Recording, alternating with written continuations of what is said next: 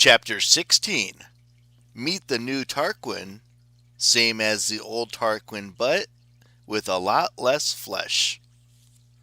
So, no jolly tunes on the ukulele then. Fine. I silently followed Hazel down the steps into the Merigo tomb. As we descended, I wondered why the Tarquin had chosen to reside under a carousel. He had watched his wife run over her own father in a chariot. Perhaps he liked the idea of an endless ring of horses and monsters circling above his resting place, keeping guard with their fierce faces, even if they were ridden mostly by mortal toddlers, who I suppose were fierce in their own way. Tarquin had a brutal sense of humor. He enjoyed tearing families apart, turning their joy into anguish. He was not above using children as human shields. No doubt he found it amusing to place his tomb right under a brightly colored kiddie ride. My ankles wobbled in terror. I reminded myself there was a reason I was climbing into this murderess's lair. I couldn't remember what the reason was at the moment, but there had to be one. The steps ended in a long corridor, its limestone walls decorated with rows of plastered death masks. At first, this did not strike me as odd. Most wealthy Romans kept a collection of death masks to honor their ancestors. Then I noticed the masks' expressions. Like the carousel animals above, the plaster faces were frozen in panic, agony, rage, and terror. These were not tributes. They were trophies. I glanced back at Meg and Lavinia. Meg stood at the base of the stairs, blocking any possible retreat. The glittery unicorn on her t-shirt grinned at me hideously. Lavinia met my eyes as if to say, "Yes, those masks are messed up. Now keep moving." We followed Hazel down the corridor, every clink and rattle of our weapons echoing against the barreled ceiling. I was sure the Berkeley Seismology Lab, several miles away, would pick up my heartbeat on their seismographs and send out earthquake early warnings. The tunnel split several times, but Hazel always seemed to know which direction to take.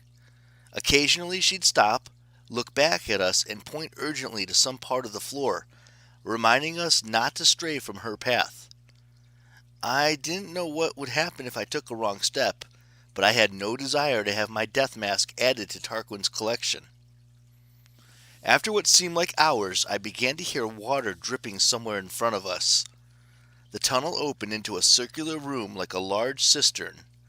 The floor nothing but a narrow stone path across a deep, dark pool.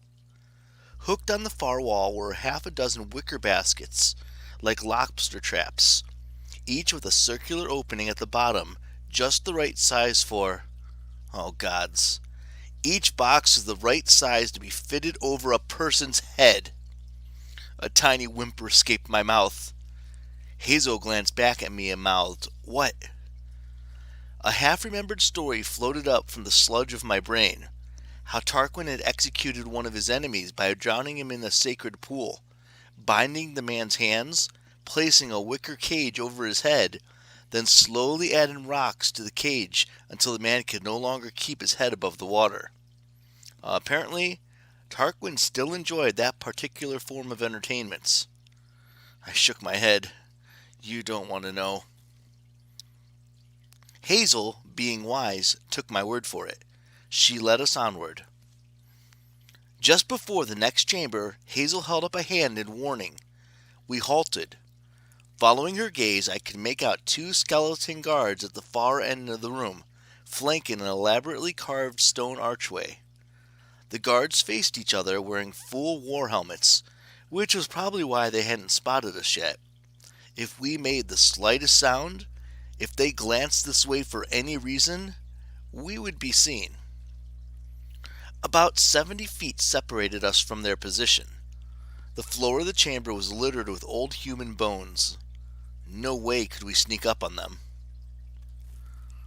These were skeleton warriors, the special forces of the undead world.